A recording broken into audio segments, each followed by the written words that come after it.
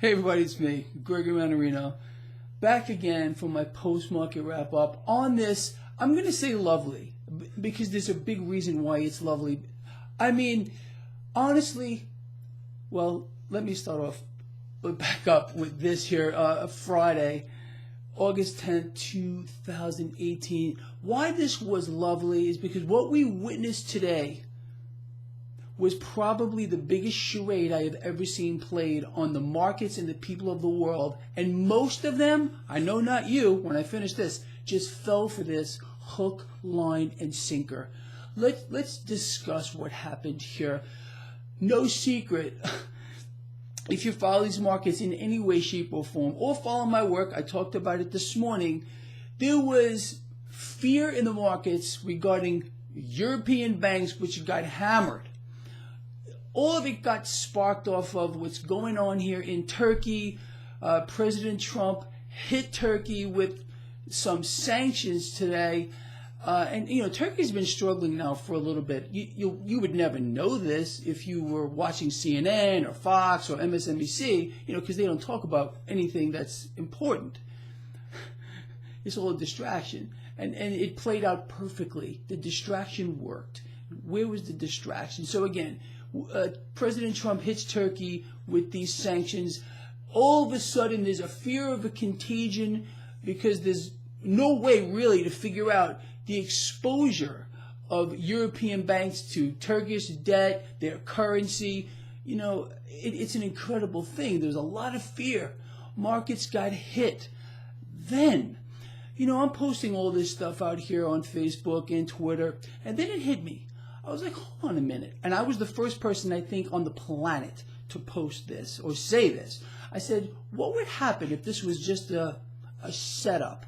In other words, create a reason that we would have to borrow more cash to bail out maybe an entire country? Well, as the day progressed, markets pressure, going down. Then all of a sudden we hear, towards the end of the day, that the IMF might actually step in here and bail out Turkey. Well, just so you know, that means you are going to be bailing out Turkey, because how does the IMF get their funding? Maybe you should just look that up. That's your homework assignment. I'm not going to lay this all out for you. Do your own homework here.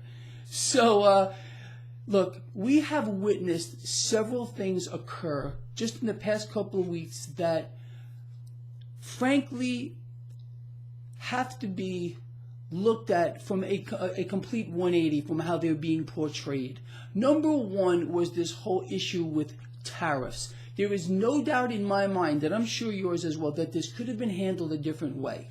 The tariffs were instituted to keep feeding the machine, give the central banks a reason, you know, to maybe bail out people, like we just bailed out farmers, borrow cash into existence. Then we find out apparently about this Space Force thing. You know, there's a lot of people out here saying, oh no, Space Force has been going on since, you know, time immemorial. But now President Trump wants to bring it to light. Well, first of all, that's completely false.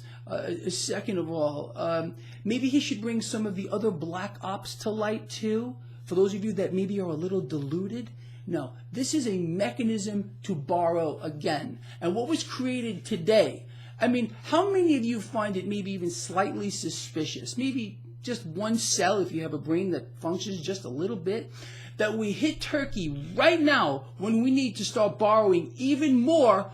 We start the fear, again, it's all about fear.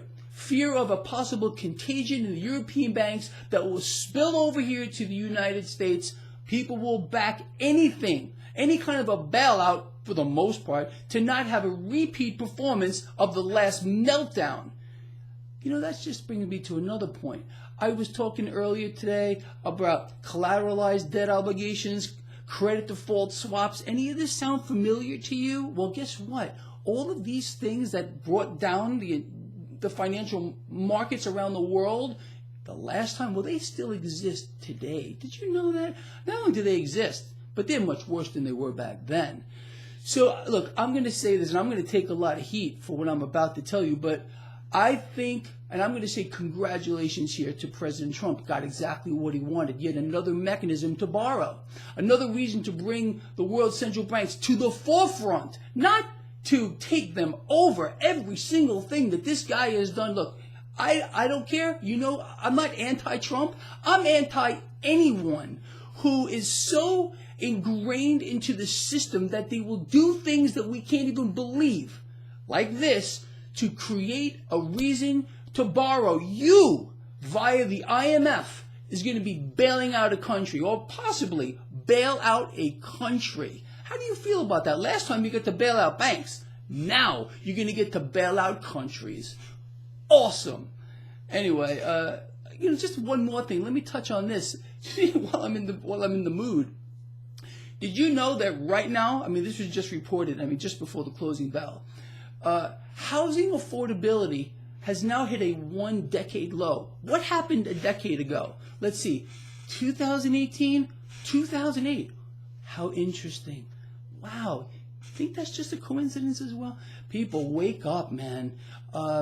This is unreal what we are witnessing. It's right before our eyes. This is no conspiracy. If you can literally think just a little bit and put together a few of the things that I have spoken about, you will see that you have just been played like a grand piano by a master.